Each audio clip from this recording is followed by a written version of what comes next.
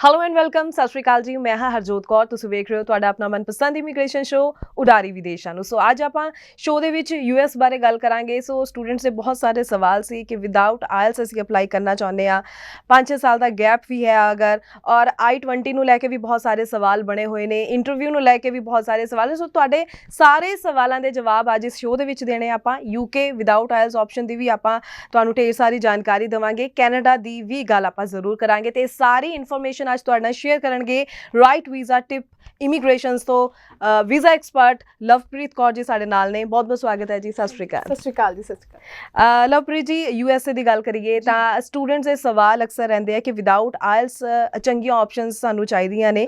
ਸੋ ਅੱਜ ਉਸੇ ਦੇ ਤਹਿਤ ਮੈਂ ਜ਼ਰੂਰ ਜਾਣਨਾ ਚਾਹੂੰਗੀ, ਆਪਾਂ US ਦੀ ਜਦੋਂ ਗੱਲ ਕਰਦੇ ਹਾਂ, ਵਿਦਆਊਟ ਆਇਲਸ ਆਪਸ਼ਨਸ ਦੀ ਗੱਲ ਕਰਦੇ ਹਾਂ, ਤਾਂ ਤੁਸੀਂ ਕੀ ਕਹਿਣਾ ਚਾਹੋਗੇ? ਤੁਹਾਡੀ ਕੰਪਨੀ ਵੱਲੋਂ ਕਿਸ ਤਰੀਕੇ ਨਾਲ ਸਟੂਡੈਂਟ ਨੂੰ ਸੁਜੈਸਟ ਕੀਤਾ ਜਾਂਦਾ ਹੈ? ਦੇਖੋ, ਸਭ ਤੋਂ ਪਹਿਲਾਂ ਜਿਹੜੀ ਰਿਕੁਆਇਰਮੈਂਟ ਹੈਗੀ ਹੈ, ਅਗਰ ਅਸੀਂ ਗੱਲ ਕਰੀਏ ਆਇਲਸ ਦੀ ਜਾਂ ਕਿਸੇ ਵੀ ਪ੍ਰੋਫੀਸ਼ੀਐਂਸੀ ਟੈਸਟ ਦੀ, ਉਹ ਇੰਸਟੀਟਿਊਟ ਦੀ ਰਿਕੁਆਇਰਮੈਂਟ ਹੈ ਜੀ। ਇਮੀਗ੍ਰੇਸ਼ਨ ਵੱਲੋਂ ਇਹਦੇ ਵਿੱਚ ਨੰਬਰ ਆਫ ਇੰਸਟੀਟਿਊਟਸ ਐਸੇ ਨੇ ਜਿਹੜੇ ਤੁਹਾਨੂੰ ਬਿਨਾਂ ਆਇਲਸ ਤੋਂ, ਬਿਨਾਂ GRE GMAT ਵੇਵਰ ਦੇ ਨਾਲ ਵੀ ਤੁਹਾਨੂੰ ਐਡਮਿਸ਼ਨ ਦਿੰਦੇ ਆ।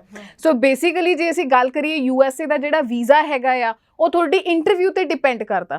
ਅਗਰ ਤੁਸੀਂ ਇੰਟਰਵਿਊ ਅੱਛੇ ਤਰੀਕੇ ਨਾਲ ਤੁਸੀਂ ਆਪਣਾ ਕੰਡਕਟ ਕਰਦੇ ਹੋ, ਤੁਸੀਂ ਇਮੀਗ੍ਰੇਸ਼ਨ ਆਫਿਸਰ ਨੂੰ ਜਸਟੀਫਾਈ ਕਰਦੇ ਹੋ ਕਿ ਤੁਸੀਂ ਇੱਕ ਜੈਨੂਇਨ ਸਟੂਡੈਂਟ ਹੋ ਔਰ ਤੁਹਾਡਾ ਫਰਦਰ ਪਰਸਪੈਕਟਿਵ ਜਿਹੜਾ ਹੈਗਾ ਉੱਥੇ ਸਿਰਫ ਸਟੱਡੀਜ਼ ਦਾ ਆ, ਤਾਂ ਡੈਫੀਨਿਟਲੀ ਤੁਸੀਂ ਜਿਹੜਾ ਔਨ ਦਾ ਸਪੌਟ ਆਪਣਾ ਵੀਜ਼ਾ ਜਿਹੜਾ ਤੁਸੀਂ ਲੈ ਸਕਦੇ ਹੋ। ਸੋ ਸੈਕੰਡਲੀ ਇਹਦੇ ਵਿੱਚ ਜੇ ਗੱਲ ਕਰੀਏ ਆਪਣਾ ਵਿਦਆਊਟ ਆਇਲਸ ਦੀ, ਸੋ ਇਹਦੇ ਵਿੱਚ ਨੰਬਰ ਆਫ ਕਾਲਜਸ ਨੇ, ਨੰਬਰ ਆਫ ਜਿੱਥੇ ਤੁਸੀਂ ਐਸੋਸੀਏਟ ਪ੍ਰੋਗਰਾਮ ਲੈ ਸਕਦੇ ਹੋ ਆਫਟਰ 12th, ਔਰ ਗ੍ਰੈਜੂਏਸ਼ਨ ਤੋਂ ਬਾਅਦ ਤੁਸੀਂ ਮਾਸਟਰ ਪ੍ਰੋਗਰਾਮ ਲੈ ਸਕਦੇ ਹੋ। ਸੋ ਉਹਦੇ ਲਈ ਤੁਸੀਂ ਯੂਨੀਵਰਸਿਟੀਜ਼ ਦਾ ਜਿਹੜਾ ਹੈਗਾ ਤੁਸੀਂ ਆਪਣੀ ਆਪਸ਼ਨ ਲੈ ਕੇ ਚੱਲ ਸਕਦੇ ਹੋ। ਸੋ ਇਹ ਦੋਨੋਂ ਤੁਹਾਨੂੰ ਜਿਹੜੀਆਂ ਆਪਸ਼ਨਸ ਨੇ ਮਿਲ ਸਕਦੀਆਂ ਨੇ, ਔਰ ਇਹਦੇ ਵਿੱਚ without IELTS, with IELTS, GRE GMAT ਦੇ ਨਾਲ ਵੀ ਐਡਮਿਸ਼ਨਸ ਹੋ ਸਕਦੀਆਂ ਜੀ। ਬਿਲਕੁਲ। ਸੋ ਤੁਸੀਂ ਗੱਲ ਇੰਟਰਵਿਊ ਦੀ ਕੀਤੀ ਹੈ, ਤਾਂ ਇੰਟਰਵਿਊ ਨੂੰ ਲੈ ਕੇ ਵੀ ਮੈਂ ਜ਼ਰੂਰ ਚਾਹੂੰਗੀ ਕਿ ਤੁਹਾਡੀ ਕੰਪਨੀ ਵੱਲੋਂ ਨਾਲ ਸਟੂਡੈਂਟਸ ਨੂੰ ਤਿਆਰ ਕੀਤਾ ਜਾਂਦਾ ਇੰਟਰਵਿਊਜ਼ ਲਈ ਜੀ, ਕਿਉਂਕਿ ਮੈਂ ਅਕਸਰ ਸ਼ੋਜ਼ ਵਿੱਚ ਇਹ ਗੱਲ ਕਰਦੀ ਹਾਂ ਕਿ ਜਿੱਥੇ ਥੋੜਾ ਇੰਟਰਵਿਊ ਸ਼ਬਦ ਆ ਜਾਂਦਾ ਨਾ, ਸਟੂਡੈਂਟ ਉੱਥੇ ਘਬਰਾ ਜਾਂਦਾ। ਸੋ ਕਿਸ ਤਰੀਕੇ ਨਾਲ, ਕਿੰਨਾ ਚਿਰ ਪਹਿਲਾਂ ਪ੍ਰੀਪੇਅਰ ਕਰਨਾ ਪੈਂਦਾ ਸਟੂਡੈਂਟ ਨੂੰ? ਜੀ।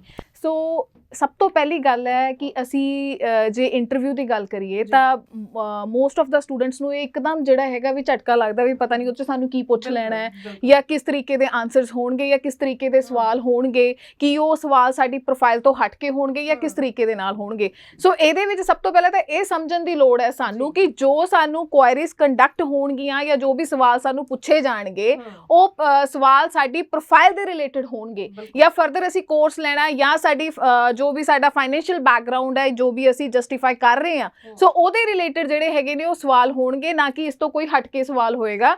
ਸੋ ਬੜਾ ਹੀ ਬੇਸਿਕ ਜਿਹਾ ਇੰਟਰਵਿਊ ਹੋਏਗਾ ਔਰ ਬੜਾ ਸੌਖਾ, ਕੋਈ ਵੀ ਬੱਚਾ ਚਾਹੇ ਉਹ 12th ਪਾਸ ਹੈ, ਚਾਹੇ ਉਹਨੇ ਆਪਣਾ ਗ੍ਰੈਜੂਏਸ਼ਨ ਕੀਤਾ, ਬੜਾ ਸੌਖਾ ਆਪਣਾ ਇੰਟਰਵਿਊ ਜਿਹੜਾ ਹੈਗਾ ਕੰਡਕਟ ਕਰ ਸਕਦਾ ਜੀ। ਬਿਲਕੁਲ। ਸੋ ਸਾਡੇ ਨਾਲ ਕਾਲਰਸ ਵੀ ਜੁੜਨੇ ਸ਼ੁਰੂ ਹੋ ਚੁੱਕੇ ਨੇ। ਕਾਲ ਰਿਸੀਵ ਕਰਦੇ ਹਾਂ ਪਹਿਲੀ। ਹੈਲੋ। ਹਾਂਜੀ, ਸਤਿ ਸ਼੍ਰੀ ਅਕਾਲ ਜੀ। ਕੀ ਨਾਮ ਹੈ, ਕਿਹੜੀ ਜਗ੍ਹਾ ਤੋਂ ਬੋਲ ਰਹੇ ਹੋ? ਸਤਿ ਸ਼੍ਰੀ ਅਕਾਲ ਜੀ, ਮੈਂ ਨੀਤਾ ਕੁਮਾਰੀ ਗੱਲ ਕਰ ਰਹੀ ਹਾਂ ਜੀ। ਫਿਰੋਜ਼ਪੁਰ ਤੋਂ। ਹਾਂਜੀ, ਕੀ ਸਵਾਲ ਹੈ ਤੁਹਾਡਾ? ਮੈਂ +2 ਪਾਸ ਕੀਤੀ ਹੈ 2020 ਚ ਜੀ। ਤੇ ਉਸ ਤੋਂ ਬਾਅਦ ਜਿਵੇਂ ਮੈਮ ਮੇਰਾ ਗੈਪ ਹੈ, ਬਟ ਮੈਂ 1 ਸਾਲ ਦਾ ਨਾ ਵਿੱਚ ਡਿਪਲੋਮਾ ਕਰ ਲਿਆ ਸੀਗਾ, ਐਂਡ ਆਇਲਸ ਦੇ ਵਿੱਚ ਮੇਰੀ 6 ਬੈਂਡ ਹੈ ਜੀ। ਕਿੱਥੇ ਅਪਲਾਈ ਕਰਨਾ ਚਾਹੁੰਦੇ ਹੋ ਮੈਮ? ਅਮਰੀਕਾ ਹੋ ਜਾਏਗਾ ਅਪਲਾਈ? ਜੀ ਜੀ ਜੀ। ਤੁਸੀਂ ਆਪਣਾ ਸਵਾਲ ਦਾ ਜਵਾਬ ਟੀਵੀ ਸਕਰੀਨ ਤੇ ਸੁਣ ਸਕਦੇ ਹੋ। ਹਾਂਜੀ ਜੀ। ਸੋ 6 ਬੈਂਡਸ ਦੇ ਨਾਲ ਤੁਹਾਨੂੰ ਮਲਟੀਪਲ ਆਪਸ਼ਨਸ ਮਿਲ ਸਕਦੀਆਂ ਨੇ, ਚਾਹੇ ਤੁਸੀਂ 12th ਕੀਤਾ, ਚਾਹੇ ਤੁਸੀਂ ਗ੍ਰੈਜੂਏਸ਼ਨ ਕੀਤਾ। ਸੋ ਨੰਬਰ ਆਫ ਯੂਨੀਵਰਸਿਟੀਜ਼, ਕਾਲਜਸ ਇਹੋ ਜਿਹੇ ਨੇ ਜਿਹੜੇ ਤੁਹਾਨੂੰ ਐਡਮਿਸ਼ਨਸ ਦੇਣਗੇ। ਮੋਰ ਓਵਰ, ਅਗਰ ਤੁਸੀਂ ਤੁਹਾਡੇ ਐਕੈਡੈਮਿਕਸ ਅੱਛੇ ਹੈਗੇ ਆ, ਤੁਸੀਂ 80% ਤੁਹਾਡੇ 10th 12th ਦੇ ਵਿੱਚੋਂ ਤੁਹਾਡੇ ਮੋਰ ਦੈਨ 80% ਜਾਂ 70% ਤੁਹਾਡੇ ਜ਼ਿਆਦਾ, ਇਸ ਤੋਂ ਜ਼ਿਆਦਾ ਤੁਹਾਡੇ ਮਾਰਕਸ ਹੈਗੇ ਨੇ, ਤਾਂ ਡੈਫੀਨਿਟਲੀ ਕੁਝ ਯੂਨੀਵਰਸਿਟੀਜ਼ ਇੱਦਾਂ ਦੀਆਂ ਨੇ ਜਿਹੜੀਆਂ ਤੁਹਾਨੂੰ 40% 50% 60% ਤੱਕ ਦੀ ਟਿਊਸ਼ਨ ਫੀਸ ਦੇ ਵਿੱਚ ਤੁਹਾਨੂੰ ਸਕਾਲਰਸ਼ਿਪ ਪ੍ਰੋਵਾਈਡ ਕਰਦੇ ਆ। ਸੋ ਇਹ ਵੀ ਇੱਕ ਬਹੁਤ ਵੱਡਾ ਬੈਨੀਫਿਟ ਹੈਗਾ ਸਟੂਡੈਂਟਸ ਲਈ ਜਿਹੜੇ USA ਪੜ੍ਹਨਾ ਚਾਹੁੰਦੇ ਨੇ। ਸੋ ਇਹ ਇੱਕ ਜਿਹੜਾ ਹੈਗਾ ਇੱਕ ਚੰਗੀ ਤੁਹਾਡੇ ਲਈ ਆਪਸ਼ਨ, ਅਗਰ ਤੁਸੀਂ ਐਡਮਿਸ਼ਨ ਅਗਰ ਲੈਣਾ ਚਾਹੁੰਦੇ ਹੋ ਤਾਂ ਤੁਹਾਨੂੰ ਸਕਾਲਰਸ਼ਿਪ ਵੀ ਨਾਲ ਯੂਨੀਵਰਸਿਟੀ ਕਾਲਜਸ ਪ੍ਰੋਵਾਈਡ ਕਰਨਗੇ। ਜੀ ਬਿਲਕੁਲ। ਬਾਕੀ ਦਰਸ਼ਕਾਂ ਨੂੰ ਵੀ ਜ਼ਰੂਰ ਕਹਿਣਾ ਚਾਹਾਂਗੇ ਕਿ ਤੁਹਾਡਾ ਆਪਣਾ ਵੀ ਕੋਈ ਸਵਾਲ ਹੋਵੇ, ਲਗਾਤਾਰ ਨੰਬਰ ਡਿਸਪਲੇ ਹੈ, ਇਸ ਉੱਪਰ ਤੁਸੀਂ ਕਾਲ ਕਰ ਸਕਦੇ ਹੋ। ਸ਼ੋਅ ਦੇ ਦੌਰਾਨ, ਸ਼ੋਅ ਤੋਂ ਬਾਅਦ ਵੀ ਇਸੇ ਨੰਬਰ ਤੇ ਕਾਲ ਕਰਕੇ ਤੁਸੀਂ ਆਪਣੇ ਸਵਾਲਾਂ ਦੇ ਜਵਾਬ ਲੈ ਸਕਦੇ ਹੋ। ਤੇ ਜੇਕਰ ਤੁਸੀਂ ਵਿਜ਼ਿਟ ਕਰਨਾ ਚਾਹੋ ਰਾਈਟ ਵੀਜ਼ਾ ਟਿਪ ਇਮੀਗ੍ਰੇਸ਼ਨ ਦੇ ਆਫਿਸ ਆ ਸੈਕਟਰ 70 ਮੋਹਾਲੀ ਦੇ ਵਿੱਚ ਇਹਨਾਂ ਦਾ ਆਫਿਸ ਹੈ ਤੇ ਆਪਣੇ ਡਾਕੂਮੈਂਟਸ ਲੈ ਕੇ ਇੱਥੇ ਜ਼ਰੂਰ ਵਿਜ਼ਿਟ ਕਰੋ, ਟਾਈਮਲੀ ਅਸੈਸਮੈਂਟ ਕਰਵਾਓ ਔਰ ਸਹੀ ਆਪਸ਼ਨ ਦੇ ਨਾਲ ਅੱਗੇ ਵਧੋ। ਸੋ ਜਦੋਂ ਆਪਾਂ ਗੱਲ ਤੁਹਾਡੀ ਕੰਪਨੀ ਦੀ ਕਰਦੇ ਹਾਂ, ਗੱਲ ਆਪਾਂ ਨਾਲ US ਦੀ ਕਰ ਰਹੇ ਹਾਂ, ਤਾਂ I-20 ਨੂੰ ਲੈ ਕੇ ਵੀ ਸਵਾਲ ਰਹਿੰਦਾ ਤੇ ਕਿੰਨੇ ਦਿਨ ਦੇ ਵਿੱਚ ਤੁਸੀਂ I-20 ਜੋ ਹੈ ਪ੍ਰੋਵਾਈਡ ਕਰਵਾ ਰਹੇ ਹੋ ਸਟੂਡੈਂਟਸ ਨੂੰ? ਸੋ ਇਹਦੇ ਵਿੱਚ ਸਭ ਤੋਂ ਵੱਡੀ ਗੱਲ ਹੈ ਜਿਹੜਾ ਇਹ ਇੰਟਰਨਲ ਪ੍ਰੋਸੈਸ ਹੈਗਾ, ਹਾਂਜੀ, it will take around 15 to 20 working days maximum. ਕਈ ਵਾਰੀ ਯੂਨੀਵਰਸਿਟੀਜ਼ ਜਿਹੜੀਆਂ ਹੈਗੀਆਂ ਉਹ ਬੱਚੇ ਦੀ ਵੈਸ ਰਿਪੋਰਟ ਮੰਗਦੀਆਂ ਨੇ, ਜਿਹਦੇ ਕਰਕੇ ਬੱਚੇ ਨੂੰ ਥੋੜਾ ਟਾਈਮ ਜ਼ਿਆਦਾ ਲੱਗ ਜਾਂਦਾ ਹੈ। ਬਟ ਜਿੱਥੇ ਵੈਸ ਦੀ ਵੇਵਰ ਮਿਲਦਾ ਹੈ ਬੱਚੇ ਨੂੰ, ਤਾਂ ਉੱਥੇ 15 to 20 ਮੈਕਸਿਮਮ ਡੇਜ਼ ਦੇ ਵਿੱਚ ਜਿਹੜਾ ਹੈਗਾ ਬੱਚਾ I-20 ਆਪਣੀ ਰਿਸੀਵ ਕਰ ਸਕਦਾ ਹੈ। ਐਂਡ ਕੁਛ ਕੁ ਸਾਡੇ ਕੋਲ ਇੰਸਟੀਟਿਊਟਸ ਇਦਾਂ ਦੇ ਆ, ਯੂਨੀਵਰਸਿਟੀਜ਼ ਇਹਦੇ ਵਿਦਿਨ 2 ਡੇਜ਼ ਅਗਰ ਤੁਹਾਡੇ ਸਾਰੇ ਤੁਸੀਂ ਫਾਈਨੈਂਸ਼ੀਅਲ ਡਾਕੂਮੈਂਟਸ ਤੁਹਾਡੇ ਕੰਪਲੀਟ ਨੇ, ਤੁਹਾਡੇ ਐਕੈਡੈਮਿਕ, ਤੁਹਾਡੇ ਲੈਟਰ ਆਫ ਰეკਮੈਂਡੇਸ਼ਨਸ, ਅਗਰ ਤੁਸੀਂ ਵਿਦਆਊਟ ਆਇਲਸ ਜਾ ਰਹੇ ਹੋ ਤਾਂ ਤੁਹਾਡਾ ਮੀਡੀਅਮ ਆਫ ਇੰਸਟਰਕਸ਼ਨ, ਅਗਰ ਇਹ ਸਾਰੇ ਡਾਕੂਮੈਂਟਸ ਅਵੇਲੇਬਲ ਨੇ ਤੁਹਾਡੇ ਕੋਲ, ਤਾਂ ਵਿਦਿਨ 2 ਡੇਜ਼ ਵੀ ਤੁਸੀਂ I-20 ਜਿਹੜੀ ਹੈਗੀ ਆਪਣੀ ਰਿਸੀਵ ਕਰ ਸਕਦੇ ਹੋ ਜੀ। ਓਕੇ ਮਤਲਬ ਡਿਪੈਂਡ ਕਰਦਾ ਪ੍ਰੋਫਾਈਲ ਤੇ। ਬਿਲਕੁਲ। ਸੋ ਅਸੀਂ ਇਹ ਕਹਿ ਸਕਦੇ ਵੀ ਸਭ ਤੋਂ ਲੀਸਟ ਟਾਈਮ ਜਿਹੜਾ ਹੈਗਾ ਵੀ ਸਾਡੇ ਕੋਲ ਕੁਝ ਇੰਸਟੀਟਿਊਟ ਐਸੇ ਆ ਵੀ ਜਿਹੜੇ ਸਭ ਤੋਂ ਲੀਸਟ ਟਾਈਮ ਦੇ ਵਿੱਚ ਤੁਹਾਨੂੰ I-20 ਪ੍ਰੋਵਾਈਡ ਕਰਦੇ ਆ। ਓਕੇ ਜੀ ਬਿਲਕੁਲ। ਸੋ ਅਪਾਇੰਟਮੈਂਟਸ ਨੂੰ ਲੈ ਕੇ ਵੀ ਮੈਂ ਚਾਹੂੰਗੀ ਜ਼ਰੂਰ ਕਲੈਰਿਟੀ ਦਿਓ, ਕਿਉਂਕਿ ਬਹੁਤ ਹਮੇਸ਼ਾ ਹੀ ਇਹ ਇਸ਼ੂ ਬਣਿਆ ਰਹਿੰਦਾ ਹੈ ਕਿ ਡੇਟਸ ਨਹੀਂ ਮਿਲ ਰਹੀਆਂ। ਸੋ ਹੁਣ ਐਟ ਪ੍ਰੈਜ਼ੈਂਟ ਕੀ ਟ੍ਰੈਂਡ ਚੱਲ ਰਿਹਾ ਹੈ, ਕੀ ਰੁਝਾਨ ਚੱਲ ਰਿਹਾ ਹੈ? ਸੋ ਸਭ ਤੋਂ ਪਹਿਲਾਂ ਤਾਂ ਆਫਟਰ ਕੋਵਿਡ ਜੇ ਅਸੀਂ ਗੱਲ ਕਰੀਏ, ਸੋ USA ਨੇ ਬਹੁਤ ਲੇਟ ਆਪਣਾ ਜਿਹੜਾ ਹੈਗਾ ਵੀ ਸਟਾਰਟ ਕੀਤਾ ਹੈ ਨਾ। ਸਭ ਤੋਂ ਪਹਿਲਾਂ ਉਹਨਾਂ ਨੇ ਸਟੂਡੈਂਟ ਵੀਜ਼ਾ ਸ਼ੁਰੂ ਕੀਤਾ, B1 B2 ਹਜੇ ਰੀਸੈਂਟਲੀ ਉਹਨਾਂ ਨੇ ਸਟਾਰਟ ਕੀਤਾ, ਪਰ ਉਹਦੀ ਜਿਹੜੀ ਵੇਟਿੰਗ ਲਿਸਟ ਹੈਗੀ ਉਹ 2023 2024 ਤੱਕ ਦੀ ਹੈ। ਸੋ ਇਹਦੇ ਵਿੱਚ ਜਿਹੜੇ ਬੱਚੇ ਆਪਣਾ ਜੀ ਬਿਲਕੁਲ ਤੁਹਾਡੀ ਗੱਲ ਆਪਾਂ ਕੰਟੀਨਿਊ ਰੱਖਾਂਗੇ, ਫਿਲਹਾਲ ਆਪਾਂ ਕਾਲ ਰਿਸੀਵ ਕਰ ਲੈਂਦੇ ਹਾਂ। ਹੈਲੋ ਹਾਂਜੀ, ਸਤਿ ਸ਼੍ਰੀ ਅਕਾਲ ਜੀ, ਕੀ ਨਾਮ ਹੈ, ਕਿਹੜੀ ਜਗ੍ਹਾ ਤੋਂ ਬੋਲ ਰਹੇ ਹੋ? ਸਤਿ ਸ਼੍ਰੀ ਅਕਾਲ ਮੈਮ, ਮੈਂ ਮਾਨੀ ਗੱਲ ਕਰ ਰਹੀ ਹਾਂ। ਹਾਂਜੀ, ਕੀ ਸਵਾਲ ਹੈ ਜੀ ਤੁਹਾਡਾ? B.Com ਕੀਤੀ ਹੈ ਜੀ 2021 ਦੇ ਵਿੱਚ। ਓਕੇ, ਪਟਿਆਲਾ ਯੂਨੀਵਰਸਿਟੀ ਤੋਂ ਹੀ ਜੀ। ਉਸ ਤੋਂ ਬਾਅਦ ਮੈਂ ਕੀਤੀ ਜੀ PT। ਓਕੇ, ਹਾਂਜੀ। ਕਿੰਨਾ ਸਕੋਰ ਸੀ? PT ਦੇ ਵਿੱਚ ਜੀ 59 ਹੈ ਜੀ। ਓਕੇ, ਕਿੱਥੇ ਅਪਲਾਈ ਕਰਨਾ ਚਾਹ ਰਹੇ ਹੋ? USA ਅਪਲਾਈ ਹੋ ਜਾਏਗਾ ਜੀ? ਜੀ ਹਾਂਜੀ, ਠੀਕ ਹੈ ਜੀ। ਤੁਸੀਂ ਆਪਣੇ ਸਵਾਲ ਦਾ ਜਵਾਬ ਟੀਵੀ ਸਕਰੀਨ ਤੇ ਸੁਣ ਸਕਦੇ ਹੋ। ਹਾਂਜੀ ਜੀ।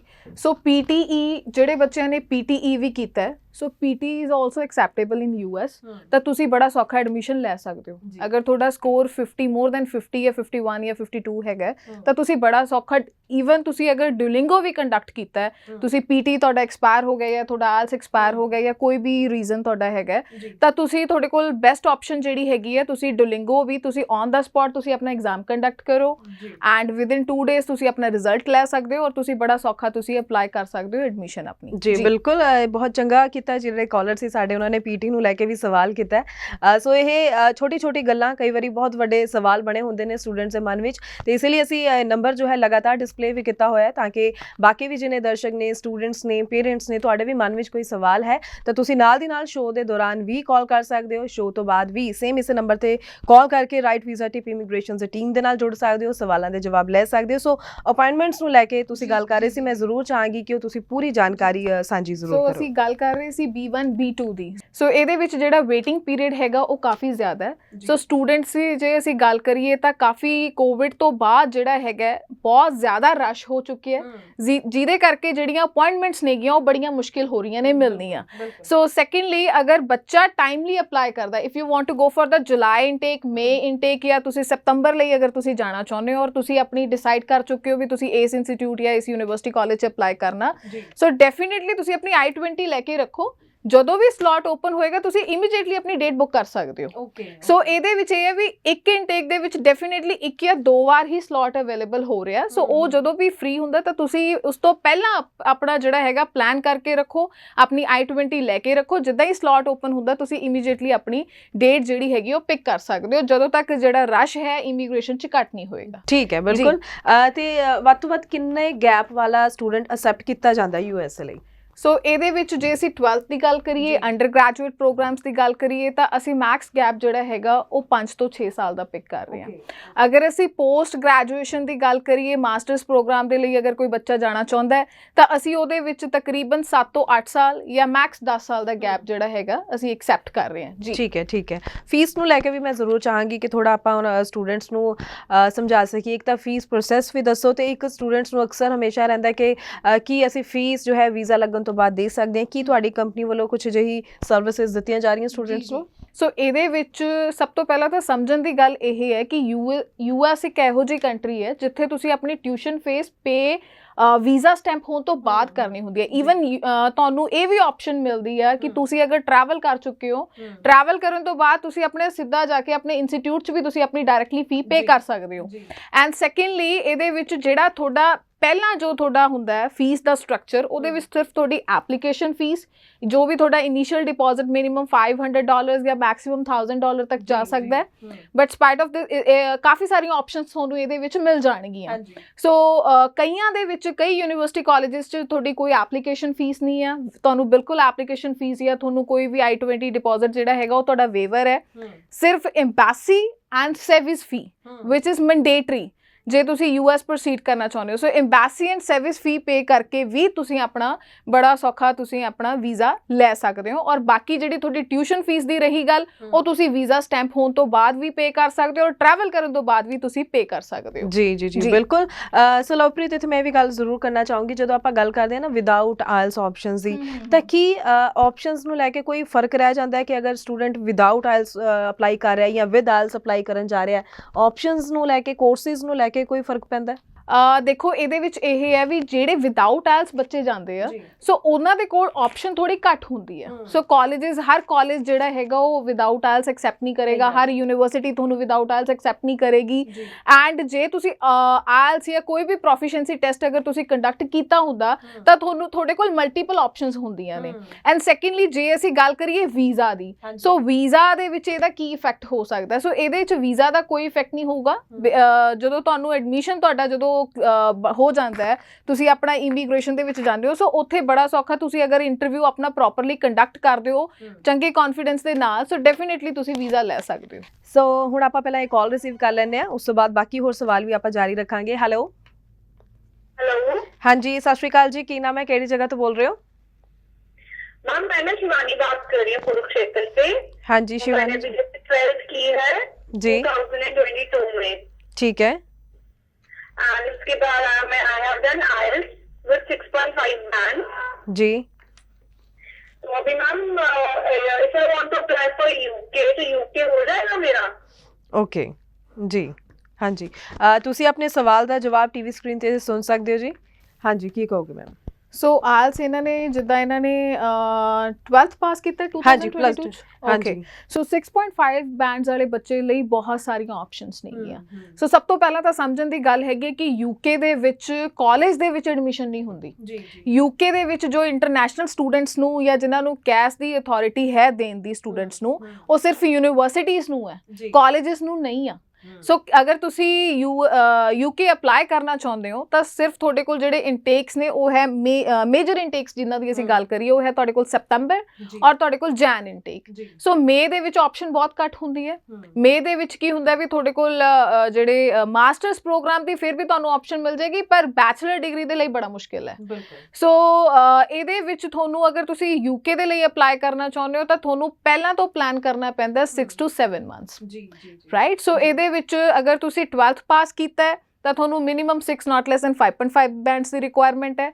ਅਗਰ ਤੁਸੀਂ ਗ੍ਰੈਜੂਏਸ਼ਨ ਕੀਤੀ ਹੈਗੀ ਹੈ ਤਾਂ ਤੁਹਾਨੂੰ 6 ਬੈਂਡਸ ਦੇ ਨਾਲ ਵੀ ਐਡਮਿਸ਼ਨ ਹੋ ਜਾਏਗਾ ਔਰ 6.5 ਦੇ ਨਾਲ ਤਾਂ ਬਹੁਤ ਈਜ਼ੀਲੀ ਤੁਹਾਡਾ ਐਡਮਿਸ਼ਨ ਜਿਹੜਾ ਹੈ ਉਹ ਕੰਪਲੀਟ ਹੋ ਜਾਏਗਾ। ਹਾਂ ਬਿਲਕੁਲ। ਚਲੋ ਆਪਾਂ ਯੂਕੇ ਦੀ ਗੱਲ ਸ਼ੁਰੂ ਕੀਤੀ ਹੀ ਹੈ ਤਾਂ ਤੁਸੀਂ ਆਇਲਸ ਨੂੰ ਲੈ ਕੇ ਤਾਂ ਕਲੀਅਰ ਕਰ ਹੀ ਦਿੱਤਾ, ਲੇਕਿਨ ਜਿਹੜੇ ਵਿਦਆਊਟ ਆਇਲਸ ਆਪਸ਼ਨ ਮੰਗਦੇ ਨੇ ਯੂਕੇ ਲਈ ਵੀ, ਇਹ ਵੀ ਬਹੁਤ ਸਾਰੇ ਸਵਾਲ ਰਹਿੰਦੇ। ਸੋ ਉਹਨਾਂ ਲਈ ਕਿਸ ਤਰ੍ਹਾਂ ਦੀ ਆਪਸ਼ਨਸ ਤੁਸੀਂ ਸੁਜੈਸਟ ਕਰਦੇ ਹੋ? ਸੋ ਜੇ ਅਸੀਂ ਗੱਲ ਕਰੀਏ ਸਟੇਟ ਬੋਰਡ ਦੀ, ਸੋ ਉਹਨਾਂ ਨੂੰ ਤਾਂ ਮੈਂ ਬਿਲਕੁਲ ਵੀ ਰეკਮੈਂਡ ਨਹੀਂ ਕਰੂੰਗੀ ਕਿ ਤੁਸੀਂ ਵਿਦਆਊਟ ਆਇਲਸ ਕੋਈ ਵੀ ਆਪਸ਼ਨ ਆਪਣੀ ਚੂਜ਼ ਕਰੋ, ਜਾਂ ਅਗਰ ਤੁਸੀਂ ਕੋਈ ਐਡਵਰਟੀਜ਼ਮੈਂਟ ਵੀ ਤੁਸੀਂ ਅਗਰ ਟੀਵੀ ਤੇ ਜਾਂ ਕਿਤੇ ਹੋਰ ਪੜ੍ਹਿਆ ਹੈ ਜਾਂ ਕਿਤੇ ਬੋਰਡਸ ਤੇ ਤੁਸੀਂ ਦੇਖਿਆ ਤਾਂ ਉਹ ਐਡਵਰਟੀਜ਼ਮੈਂਟ ਤੇ ਨਾ ਜਾਓ, ਬਿਕਾਜ਼ ਉਹ ਪ੍ਰੋਸੈਸ ਜਿਹੜਾ ਹੈਗਾ ਹੋ ਸਕਦਾ ਤੁਹਾਡਾ ਆਫਰ ਲੈਟਰ ਵੀ ਤੁਹਾਨੂੰ ਰਿਸੀਵ ਹੋ ਜੇ, ਤੁਹਾਡੀ ਫੀਸ ਵੀ ਤੁਹਾਡੀ 6 month ਦੀ ਚਲੀ ਜਾਵੇ, but I don't think so ਕਿ ਉਹ ਤੁਹਾਡਾ ਫਾਈਨਲ ਤੁਸੀਂ ਐਡਮਿਸ਼ਨ ਲੈਟਰ ਜਾਂ ਤੁਸੀਂ ਫਾਈਨਲ ਇਮੀਗ੍ਰੇਸ਼ਨ ਤੱਕ ਵੀ ਤੁਸੀਂ ਪ੍ਰੋਸੀਡ ਕਰੋ, ਉਹ ਥੋੜਾ ਜਿਹਾ ਮੈਨੂੰ ਮੁਸ਼ਕਿਲ ਲੱਗਦਾ। ਸੋ ਮੇਕ ਸ਼ੋਰ ਕਿ ਅਗਰ ਤੁਸੀਂ ਅਪਲਾਈ ਕਰਨਾ ਹੈਗਾ ਤਾਂ ਐਟਲੀਸਟ ਐਟਲੀਸਟ ਤੁਸੀਂ 6 ਬੈਂਡਸ ਦੇ ਨਾਲ ਅਗਰ ਤੁਸੀਂ PTE ਕੀਤਾ ਤਾਂ 12th ਤੋਂ ਬਾਅਦ 57 ਸਕੋਰ ਅਬਵ ਜਿਹੜੇ ਹੈਗੇ 57 ਔਰ 58 ਸਕੋਰ ਅਬਵ ਤੁਸੀਂ ਅਗਰ ਅਪਲਾਈ ਕਰੋਗੇ ਤੇ ਬੜਾ ਸੌਖਾ ਤੁਹਾਡਾ ਅੱਗੇ ਪ੍ਰੋਸੈਸ ਹੋ ਸਕਦਾ ਔਰ ਬੜਾ ਸੌਖਾ ਤੁਸੀਂ ਵੀਜ਼ਾ ਵੀ ਲੈ ਸਕਦੇ ਆ ਜੀ ਬਿਲਕੁਲ ਸਹੀ ਹੈ। ਤੇ ਆਪਾਂ ਯੂਕੇ ਦੀ ਹੁਣ ਗੱਲ ਕਰ ਹੀ ਰਹੇ ਹਾਂ ਤਾਂ ਮੈਂ ਇੱਥੇ ਇਹ ਵੀ ਹੁਣ ਤੁਹਾਡੇ ਤੋਂ ਇਨਫੋਰਮੇਸ਼ਨ ਜ਼ਰੂਰ ਲੈਣਾ ਚਾਹਾਂਗੀ, ਜਿਹੜੀ pre CAS interview September intake ਲਈ ਸ਼ੁਰੂ ਹੋ ਚੁੱਕੀਆਂ ਨੇ, ਸੋ ਉਸ ਦੇ ਲਈ ਸਟੂਡੈਂਟਸ ਨੂੰ ਕਿਸ ਤਰ੍ਹਾਂ ਦੀ ਤਿਆਰੀ ਰੱਖਣੀ ਚਾਹੀਦੀ ਹੈ, ਕੀ ਕਹੋਗੇ ਤੁਸੀਂ ਇਸ ਤੇ? ਸੋ ਕੈਸ ਇੰਟਰਵਿਊ ਜਿਹੜੇ ਹੈਗੇ ਨੇ ਉਹ ਬਹੁਤ ਮੈਂਡੇਟਰੀ ਹੈ। ਹਾਂਜੀ, ਅਗਰ ਤੁਸੀਂ ਇਮੀਗ੍ਰੇਸ਼ਨ ਤੱਕ ਪਹੁੰਚਣਾ ਤਾਂ ਤੁਹਾਨੂੰ ਕੈਸ ਇੰਟਰਵਿਊ ਜਿਹੜਾ ਹੈਗਾ ਕੰਡਕਟ ਕਰਨਾ ਹੀ ਪੈਣਾ ਹੈ। ਸੋ ਇਹਦੇ ਵਿੱਚ ਸਭ ਤੋਂ ਪਹਿਲਾਂ ਤਾਂ ਸਮਝਣ ਦੀ ਲੋੜ ਹੈਗੀ ਹੈ ਵੀ ਸਾਨੂੰ ਪੁੱਛੇ ਕੀ ਜਾ ਰਿਹਾ।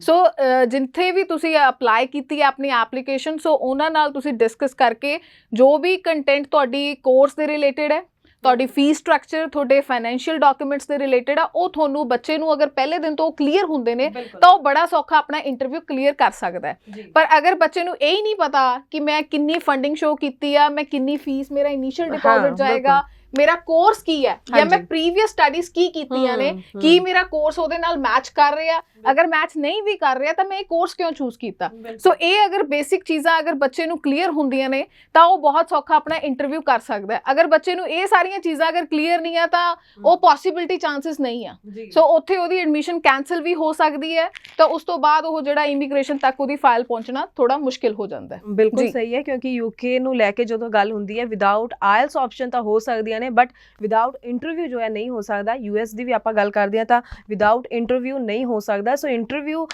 ਕਿਸੇ ਵੀ ਕੰਟਰੀ ਦੀ ਗੱਲ ਹੋਵੇ ਤਾਂ ਉਸ ਜਦੋਂ ਇੰਟਰਵਿਊ ਦੀ ਗੱਲ ਹੁੰਦੀ ਹੈ ਤੁਹਾਡੇ ਨਾਲ ਰਿਲੇਟਡ ਹੀ ਸਵਾਲ ਉਹਦੇ ਵਿੱਚ ਹੁੰਦੇ ਨੇ, ਤੁਹਾਡੀ ਪ੍ਰੋਫਾਈਲ ਨੂੰ ਲੈ ਕੇ, ਤੁਸੀਂ ਕਿਸੇ ਕੰਟਰੀ ਵਿੱਚ ਜਾ ਰਹੇ ਹੋ ਤਾਂ ਕਿਉਂ ਜਾ ਰਹੇ ਹੋ ਉਸ ਨੂੰ ਲੈ ਕੇ ਹੁੰਦਾ। ਸੋ ਸਟੂਡੈਂਟਸ ਨੂੰ ਅਸੀਂ ਪਹਿਲਾਂ ਵੀ ਆਪਣੇ ਸ਼ੋਅ ਦੇ ਜ਼ਰੀਏ ਹਮੇਸ਼ਾ ਇਹੀ ਗੱਲ ਕਹਿੰਦੇ ਹਾਂ ਕਿ ਘਬਰਾਉਣਾ ਨਹੀਂ ਚਾਹੀਦਾ, ਕੌਨਫੀਡੈਂਸ ਦੇ ਨਾਲ ਅੱਗੇ ਜ਼ਰੂਰ ਵਧਣਾ ਚਾਹੀਦਾ, ਇੱਕ ਚੰਗੇ ਕੰਸਲਟੈਂਟ ਦੀ ਚੋਣ ਜ਼ਰੂਰ ਕਰਨੀ ਚਾਹੀਦੀ ਹੈ ਜਿਹੜੇ ਟਾਈਮਲੀ ਤੁਹਾਡੀ ਪ੍ਰੋਫਾਈਲ ਦੇ ਅਕੋਰਡਿੰਗਲੀ ਸਹੀ ਆਪਸ਼ਨਸ ਆ ਤੁਹਾਨੂੰ ਚੂਜ਼ ਕਰਕੇ ਦੇਣ, ਹੀ ਨਾਲ ਦੀ ਨਾਲ ਤੁਹਾਨੂੰ ਗਾਈਡ ਕਰਨ ਕਿ ਤੁਹਾਨੂੰ ਕਿਹੜੇ ਢੰਗ ਦੇ ਨਾਲ ਅੱਗੇ ਵਧਣਾ ਚਾਹੀਦਾ ਹੈ। ਤੁਹਾਡਾ ਆਪਣਾ ਕੋਈ ਸਵਾਲ ਹੈ, ਲਗਾਤਾਰ ਨੰਬਰ ਅਸੀਂ ਇਸ ਲਈ ਡਿਸਪਲੇ ਕੀਤਾ ਹੋਇਆ ਸਕਰੀਨ ਦੇ ਉੱਪਰ ਤਾਂ ਕਿ ਤੁਸੀਂ ਇਹ ਨੰਬਰ ਨੋਟ ਕਰਕੇ ਰੱਖ ਲਓ, ਚਾਹੇ ਸ਼ੋਅ ਦੇ ਦੌਰਾਨ ਚਾਹੇ ਸ਼ੋਅ ਤੋਂ ਬਾਅਦ ਇਸੇ ਨੰਬਰ ਤੇ ਕਾਲ ਕਰੋ ਅਤੇ ਰਾਈਟ ਵੀਜ਼ਾ ਟਿਪ ਇਮੀਗ੍ਰੇਸ਼ਨ ਦੀ ਟੀਮ ਦੇ ਨਾਲ ਤੁਸੀਂ ਸੰਪਰਕ ਜ਼ਰੂਰ ਕਰੋ। ਸੈਕਟਰ 70 ਮੋਹਾਲੀ ਦੇ ਵਿੱਚ ਇਹਨਾਂ ਦਾ ਆਫਿਸ ਹੈ, ਡਾਕੂਮੈਂਟਸ ਲੈ ਕੇ ਵਿਜ਼ਿਟ ਕਰੋ ਕਿਉਂਕਿ ਬਹੁਤ ਸਾਰੀ ਚੀਜ਼ਾਂ ਹੁੰਦੀਆਂ ਜੋ ਆਪਾਂ ਫੋਨ ਤੇ ਕਈ ਵਾਰ ਡਿਸਕਸ ਨਹੀਂ ਹੋ ਪਾਉਂਦੀਆਂ ਨੇ, ਤੁਸੀਂ ਹੋ ਸਕਦਾ ਕੋਈ ਜਾਣਕਾਰੀ ਨਾ ਦੇ ਪਾਓ ਫੋਨ ਦੇ ਜ਼ਰੀਏ, ਤੇ ਜਦੋਂ ਤੁਹਾਡੇ ਡਾਕੂਮੈਂਟਸ ਦੇਖੇ ਜਾਂਦੇ ਨੇ ਉਸ ਨੂੰ ਦੇਖਣ ਤੋਂ ਬਾਅਦ ਹੀ ਪ੍ਰੋਪਰ ਜੋ ਹੈ ਤੁਹਾਨੂੰ ਗਾਈਡ ਕੀਤਾ ਜਾ ਸਕਦਾ ਹੈ ਕਿ ਤੁਹਾਨੂੰ ਅੱਗੋਂ ਕੀ ਕਰਨਾ ਚਾਹੀਦਾ ਹੈ। ਅਗਲੇ ਕਾਲਰ ਸਾਡੇ ਨਾਲ ਲਾਈਨ ਤੇ ਨੇ। ਹੈਲੋ ਹਾਂਜੀ, ਸਤਿ ਸ਼੍ਰੀ ਅਕਾਲ ਜੀ, ਕੀ ਨਾਮ ਹੈ, ਕਿਹੜੀ ਜਗ੍ਹਾ ਤੋਂ ਬੋਲ ਰਹੇ ਹੋ? मैम मैं कल्पना बात कर रही हूँ हिमाचल प्रदेश से। जी, की सवाल है जी ਤੁਹਾਡਾ?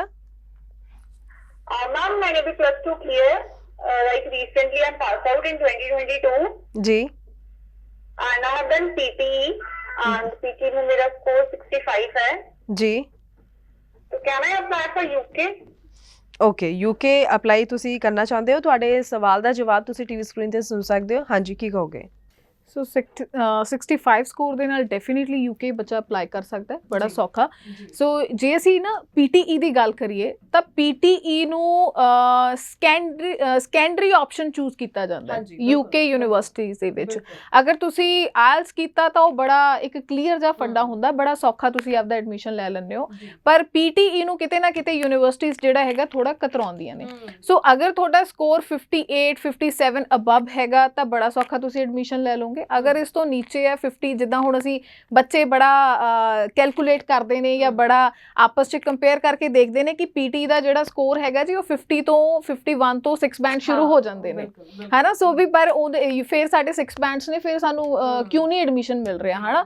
ਪਰ 52 53 54 ਇੰਨੇ ਸਕੋਰ ਦੇ ਨਾਲ ਐਡਮਿਸ਼ਨ ਪੋਸੀਬਲ ਨਹੀਂ ਆ ਅੱਜ ਦੀ ਡੇਟ ਦੇ ਵਿੱਚ, ਬਿਕਾਜ਼ UK ਦੇ ਵਿੱਚ ਜੇ ਅਸੀਂ ਪਹਿਲਾਂ ਦੀ ਗੱਲ ਕਰੀਏ, 1 ਸਾਲ ਪਹਿਲਾਂ ਦੀ ਗੱਲ ਕਰੀਏ ਤਾਂ ਬੱਚਾ ਅਗਰ ਕੋਈ ਕੈਨੇਡਾ ਤੋਂ ਰਿਜੈਕਟ ਹੁੰਦਾ ਸੀ ਜਾਂ ਕਿਸੇ ਆਸਟ੍ਰੇਲੀਆ ਤੋਂ ਰਿਜੈਕਟ ਹੁੰਦਾ ਸੀ ਤਾਂ ਉਹਦੇ ਕੋਲ ਥਰਡ ਚੋਇਸ ਹੁੰਦੀ ਸੀ ਕਿ ਮੈਂ UK ਜਾਣਾ। ਬਟ ਅੱਜ ਦੀ ਡੇਟ ਦੇ ਵਿੱਚ ਕੀ ਹੈ ਕਿ ਫਰੈਸ਼ ਕੇਸਿਸ ਜਿਹੜੇ ਬੱਚੇ ਜਿਨ੍ਹਾਂ ਨੇ ਹਜੇ ਜਸਟ ਰੀਸੈਂਟਲੀ 12th ਕੀਤਾ ਜਾਂ ਉਹਨਾਂ ਦਾ ਵੀ ਇੱਕ ਚੰਗਾ ਜਿਹੜਾ ਅਸੀਂ ਕਹਿ ਸਕਦੇ ਹਾਂ ਵੀ ਹੱਬ ਬਣ ਗਿਆ ਕਿ ਜੀ ਮੈਂ UK ਦੇ ਲਈ ਹੀ ਅਪਲਾਈ ਕਰਨਾ ਜਾਂ ਪਹਿਲੀ ਅਟੈਂਪਟ ਮੈਂ UK ਦੀ ਹੀ ਲੈਣੀ ਹੈ।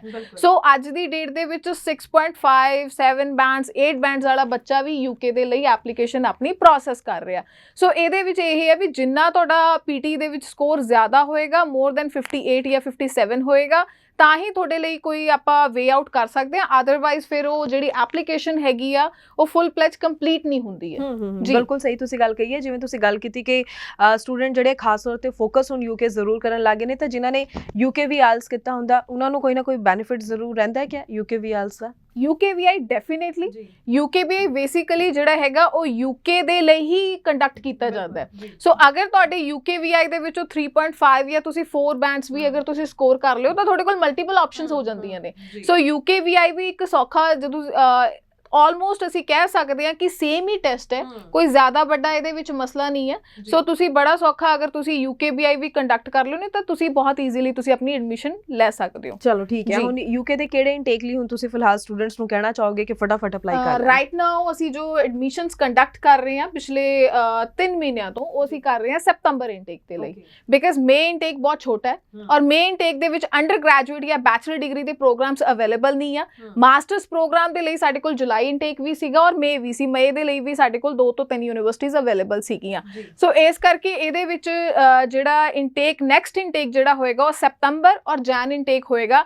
ਜੋ ਵੀ ਬੱਚਾ ਯੂਕੇ ਦੇ ਲਈ ਜਾਣਾ ਚਾਹੁੰਦਾ ਹੈ ਉਹਨੂੰ ਟਾਈਮਲੀ ਆਪਣੀ ਐਪਲੀਕੇਸ਼ਨ ਪ੍ਰੋਸੈਸ ਕਰਨੀ ਪਏਗੀ, ਤਾਂ ਹੀ ਉਹ ਆਪਣੀ ਜਿਹੜੀ ਹੈਗੀ ਹੈ ਸੈਪਟੰਬਰ ਇਨਟੇਕ ਤੇ ਆਪਣਾ ਟਾਈਮਲੀ ਜਾ ਸਕਦਾ ਆ। ਅਗਰ ਅਸੀਂ ਇਹ ਸੋਚੀਏ ਵੀ ਸੈਪਟੰਬਰ ਤਾਂ ਜੀ ਹਲੇ ਬਹੁਤ ਦੂਰ ਹੈ, ਸਾਡੇ ਕੋਲ ਸਫੀਸ਼ੀਐਂਟ ਟਾਈਮ ਹੈਗਾ, ਐਦਾਂ ਹੈ ਜੀ ਉਦਾਂ ਹੈ, ਸੋ ਉਹ ਉੱਥੇ ਤੁਹਾਡਾ ਕੋਈ ਫਾਇਦਾ ਨਹੀਂ ਹੈ, ਉੱਥੇ ਬੱਚਾ ਆਪਣਾ ਸਮਾਂ ਖਰਾਬ ਕਰਦਾ ਹੈ। ਸੋ ਤੁਸੀਂ ਅਗਰ ਤੁਹਾਡੇ ਕੋਲ ਆਫਰ ਹੋਏਗਾ, ਤੁਸੀਂ ਆਪਣਾ ਕੈਸ਼ ਦੇ ਲਈ ਡਿਪੋਜ਼ਿਟ ਆਪਣਾ ਪ੍ਰੀਵੀਅਸਲੀ ਅਗਰ ਤੁਸੀਂ ਕਰ ਦਿੰਦੇ ਹੋ ਤਾਂ ਤੁਸੀਂ ਪਹਿਲੀਆਂ ਦੇ ਵਿੱਚ ਆਪਣਾ ਐਡਮਿਸ਼ਨ ਅਪਲਾਈ ਕਰਕੇ ਤੁਸੀਂ ਵੀਜ਼ਾ ਲੈ ਸਕਦੇ ਹੋ। ਅਦਰਵਾਈਜ਼ ਡੈਫਰ ਹੋਣ ਦੇ ਚਾਂਸਸ ਜਿਹੜੇ ਨੇ ਉਹ ਵੱਧ ਜਾਂਦੇ ਨੇ ਫॉर ਦਾ ਨੈਕਸਟ ਇਨਟੇਕ। ਬਿਲਕੁਲ ਜੀ। ਸੈਪਟੰਬਰ ਇਨਟੇਕ ਲਈ ਜਿਹੜੇ ਹੁਣ ਸਟੂਡੈਂਟ ਅਪਲਾਈ ਅਗਰ ਕਰ ਰਹੇ ਨੇ ਤਾਂ ਆਫਰ ਲੈਟਰ ਆਣੀਆਂ ਸ਼ੁਰੂ ਹੋ ਚੁੱਕੀਆਂ ਨੇ? ਬਿਲਕੁਲ ਸੈਪਟੰਬਰ ਇਨਟੇਕ ਦੇ ਲਈ ਪਿਛਲੇ 1 ਤੋਂ 1.5 ਮਹੀਨੇ ਪਹਿਲਾਂ ਸਾਨੂੰ ਜਿਹੜੀਆਂ ਆਫਰ ਲੈਟਰਸ ਨੇਗੀਆਂ ਉਹ ਆਣੀਆਂ ਸ਼ੁਰੂ ਹੋ ਚੁੱਕੀਆਂ ਨੇ। ਸੋ ਬੱਚਾ ਬੜਾ ਸੌਖਾ ਇਸ ਟਾਈਮ ਤੇ ਆਪਣਾ ਸੈਪਟੰਬਰ ਦੇ ਲਈ ਆਫਰ ਤੇ ਫਰਦਰ ਅੱਗੇ ਪ੍ਰੋਸੈਸ ਕਰ ਸਕਦਾ ਹੈ। ਜੀ ਬਿਲਕੁਲ। ਸੋ ਹੋਰ ਗੱਲਾਂ ਬਹੁਤ ਹੁੰਦੀਆਂ ਤੁਹਾਡੇ ਨਾਲ ਸਾਰੀ ਜਾਣਕਾਰੀ ਸ਼ੇਅਰ ਕਰਨ ਲਈ, ਪਰ ਸਮਾਂ ਸਾਡੇ ਕੋਲ ਘੱਟ ਰਹਿ ਜਾਂਦਾ ਹੈ। ਅੱਗੋਂ ਵੀ ਇਸੇ ਢੰਗ ਦੇ ਨਾਲ ਤੁਹਾਡੇ ਲਈ ਹੋਰ ਇਨਫੋਰਮੇਸ਼ਨ ਲੈ ਕੇ ਆਂਦੇ ਰਵਾਂਗੇ। ਤੇ ਬਹੁਤ ਬਹੁਤ ਥੈਂਕਸ ਲਵਪ੍ਰੀਤ ਜੀ ਤੁਹਾਡਾ ਕਿ ਤੁਸੀਂ ਅੱਜ US ਔਰ UK ਬਾਰੇ ਗੱਲ ਕੀਤੀ। ਹਾਲਾਂਕਿ ਗੱਲ ਅਸੀਂ ਕੈਨੇਡਾ ਦੀ ਵੀ ਕਰਨੀ ਸੀ, ਅੱਗੇ ਸ਼ੋਜ਼ ਵਿੱਚ ਆਪਾਂ ਕੈਨੇਡਾ ਨੂੰ ਲੈ ਕੇ ਵੀ ਕਈ ਗੱਲਾਂ ਤੁਹਾਡੇ ਨਾਲ ਕਲੀਅਰ ਜ਼ਰੂਰ ਕਰਾਂਗੇ। ਫਿਲਹਾਲ ਦੇ ਲਈ ਮੈਨੂੰ ਯਾਨੀ ਕਿ ਹਰਜੋਤ ਕੌਰ ਨੂੰ ਵੀ ਦਿਓ ਜੀ ਇਜਾਜ਼ਤ। ਧੰਨਵਾਦ।